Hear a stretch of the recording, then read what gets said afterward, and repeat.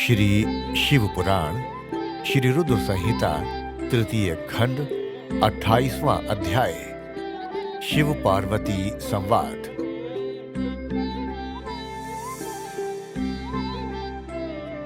ब्रह्मा जी कहते हैं, नारद, परमेश्वर भगवान शिव की बातें सुनकर और उनके साक्षात स्वरूप का दर्शन पाकर देवी पार्वती को बहुत हर्ष हुआ। उनका मुखमंडल प्रसन्नता के कारण कमल दल के समान खिल उठा। इस समय वे बहुत सुख का अनुभव करने लगी। अपने सम्मुख खड़े महादेव जी से वे इस प्रकार बोली, हे देवेश्वर, आप सबके स्वामी हैं। हे प्रभु, पूर्व काल आपने जिस प्रिया के कारण प्रजापति दक्ष के संपूर्ण यज्ञ का पलों में विनाश कर दिया था, भला उसे ऐसे ही क्यों भुला दिया? हे सर्वेश्वर, हम दोनों का साथ तो जन्म जन्मांतर का है।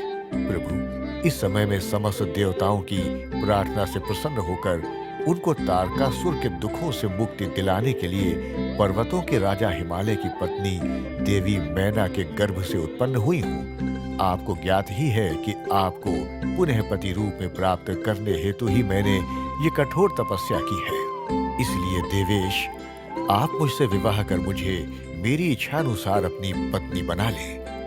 भगवान, आप तो अनेक लीलाएं रचते हैं। आप मेरे पिता शैलराज हिमालय और मेरी माता मैना के समक्ष चलकर उनसे मेरा हाथ मांग लीजिए।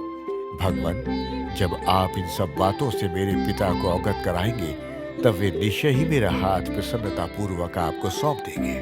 पूर्व जन्म में जब मैं प्रजापति दक्ष की पुत्री सती थी, उस समय मेरा और आपका विवाह हुआ था।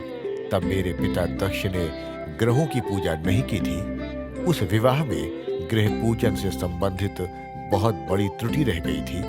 मैं ये चाहती हूँ कि इस बार शास्त्रोक्त विधि से हमारा विवाह संपन्न हो। हमें विवाह से संबंधित सभी रीति रिवाजों और रस्मों का भली भांति पालन करना चाहिए, ताकि इस बार हमारा विवाह सफल हो सके।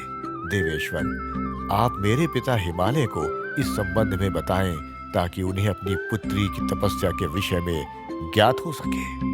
देवी पार्वती के प्रेम और निष्ठा भरे इन शब्दों को सुनकर भगवान शिव बहुत प्रसन्न हुए और हंसते हुए बोले, हे देवी महेश्वरी, इस संसार में हमारे आसपास जो कुछ भी दिखाई देता है वे सब ही नाशवान अर्थात नश्वर है। मैं निर्गुण परमात्मा हूँ। मैं अपने ही प्रकाश से प्रकाशित होता हूँ।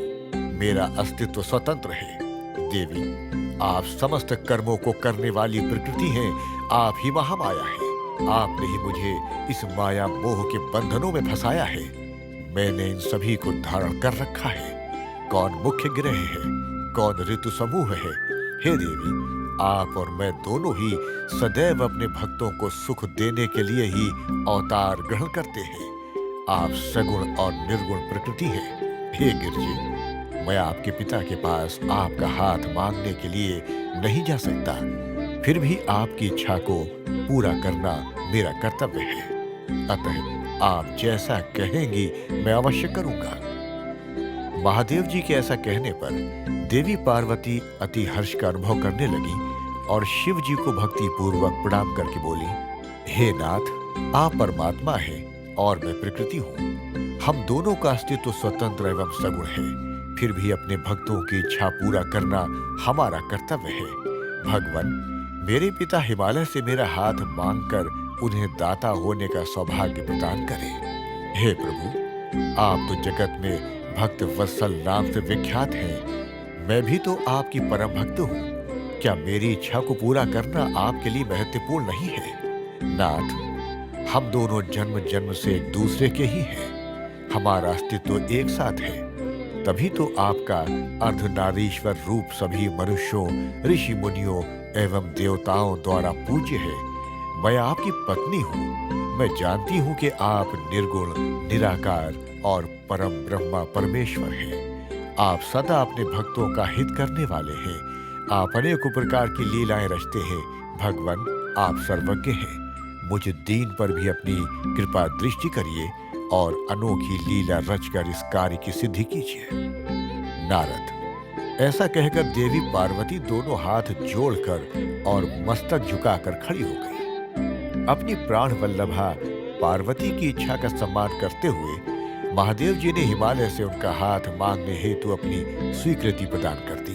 तत्पश्चात त्रिलोकीनाथ महादेव जी उस स्थान से अंतर्धान होकर अपने निवास कैलाश पर्वत पर चले गए। कैलाश पर्वत पर पहुंचकर शिव जी ने प्रसन्नता पूर्वक सारा वृतांत नंदीश्वर सहित अपने सभी गणों को सुनाया।